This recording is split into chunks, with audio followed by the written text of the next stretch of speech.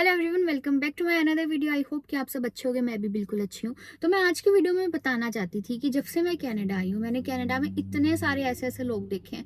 मतलब यहाँ पे जितनी मेहनत लोग करते हैं ना, ट्रस्ट मी, मैंने इंडिया में अपनी लाइफ में ऐसे नहीं देखा होगा। यहाँ पे दो दो शिफ्टें, मतलब आप ये लगा लो कि 24 घंटे में से कई लोग मैंने ऐसे देखे जो 20 घंटे सिर्फ काम ही कर रहे हैं। उनमें से एक चीज मैं बताना चाहती हूँ जो बहुत ज्यादा मुझे फील होती है, अभी भी होती है, बुरा भी लगता है देख के, लेकिन हम कुछ नहीं कर सकते इन चीजों में।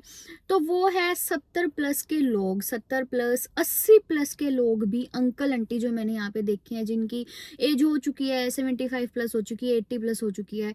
जो कि मतलब कई बार मैंने अपने काम पे भी देखे हैं जो काम करते हैं, या मैं कहीं पे किसी काम के लिए जाती हूँ वहां बैठे हुए मैंने देखे हैं जो काम करते हैं। और कुछ तो इतनी ज्यादा मेहनत का काम करते हैं जो मुझे देख के कई बार बुरा लगता है कि यार ये आंटी। अभी टीम की बात है, मैं एक बार कॉफी लेने गई हुई थी, तो वहां पे एक आंटी थी और मैंने उनसे खुद पर्सनली बात की। मतलब मुझे ना बिल्कुल अच्छा नहीं लग रहा था उनको इस तरह से काम करते हुए देखना।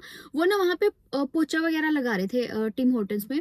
तो मैंने उनसे पूछा कि आंटी आप, मतलब आपकी एज क्या है। उन्होंने, पहली बात तो यहाँ पे ना कनाडा में आप किसी से भी एज मत पूछो यार, वो ना चिढ़ जाते हैं। तो फिर भी मैंने कोशिश की कि चल पूछती हूँ, कोई बात नहीं। मैंने उनकी एज पूछी, उन्होंने अपनी एज बताई 78, मतलब 78 साल के वो हैं। तो मैंने कहा कि आप इस एज में काम क्यों कर रहे हो, आप घर पे क्यों नहीं बैठते। मतलब वो ना जैसे थोड़े से बैंड हो जाते हैं जैसे एज के हिसाब से, तो वो ऐसे ही काम करना पड़ता है। तो उन्होंने मेरे को कहा कि ऑप्शन नहीं है। मैंने कहा क्यों ऑप्शन नहीं है, आपके बच्चे कहाँ हैं, वो काम करेंगे। आप 80 साल की एज में, मतलब हमारे इंडिया में तो 60 साल में ऐसा होता है चलो बस अब जितना जीवन में कर लिया था कर लिया, अब हम आगे बेड पे, अब हमसे कोई काम नहीं होगा। तो ऐसे होता है अपने देश में, मतलब मोस्टली ऐसे होता ही है, देखो। तो फिर उन्होंने कहा, मैं क्या क्यों ऑप्शन नहीं है, आपके बच्चे कहाँ हैं। कहते बच्चे अपनी लाइफ में हैं, वो हमारे साथ ही नहीं रहते। तो कनाडा में क्या सीन होता है, 17 18 16 साल के जब बच्चे हो जाते हैं तो वो अपने पेरेंट्स के साथ, 90% बच्चे नहीं रहते हैं, वो इधर उधर चले जाते हैं। कोई कहीं रहता है, कोई कहीं रहता है। कनाडा में यही है, मतलब जो कनाडा में रहता है उनको ये चीज पता होगी। तो उन्होंने पूछा कि तो मैंने पूछा कि फिर वो कहाँ पे आपकी हेल्प नहीं करते, आपको पैसे नहीं भेजते, आप क्यों काम करते। कि नहीं, कोई पैसे नहीं भेजता, सब अपना अपना कर ले, अपना अपना कमा ले, वही बहुत बड़ी बात है। तो मैंने कहा आप इतने साल के हो गए, आपके पास कोई सेविंग होगी, कुछ होगा। उन्होंने कहा हमारे पास कोई सेविंग नहीं होती। एक गलती हो जाती है कि हम अपने बच्चों को सब कुछ दे देते हैं। ये होता है कि कोई बात नहीं, इसको इस चीज की नीड है, इसको इस चीज की नीड है, दे दो, सारा कुछ हम अपने बच्चों को दे देते हैं। और सेविंग के टाइम पे जब थोड़ा बहुत हमारे पास कुछ बचता है तो हम साथ ही साथ, जब उनके मतलब यंग होते हैं, वो उनकी जवानी के टाइप के दिन होते हैं, तो वो थोड़ा सा पार्टी करने में इंजॉय कर लेते हैं, घूमने फिरने में, और बाकी जो बचा वो दे दिया अपने बच्चों को। तो कहते हैं हमारे पास सेविंग के लिए कुछ भी नहीं बचता, तो अगर हमें डेली रोटी सब्जी खानी है तो हमें काम करने के लिए जाना पड़ेगा।